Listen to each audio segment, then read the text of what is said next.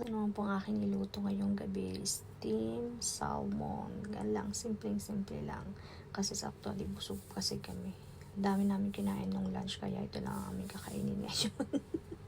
Nakakaloka, busog-lusog kami nung tanghali, nag-KFC kasi kami. So, ayan, inano ko na siya. I-steam na natin. Tapos ito, nagpainit ako ng itong mantika. Gagamitin natin mamaya. Olive oil yung ginamit ko. So, ayan na siya. Ini-steam ko siya for, mga 10 minutes.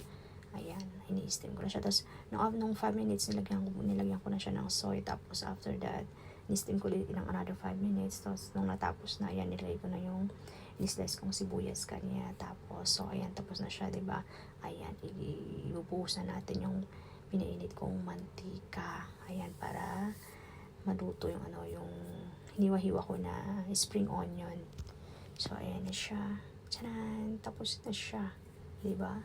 O, ganun lang kasimple. O, meron ka ng dinner. Ang sarap niyan.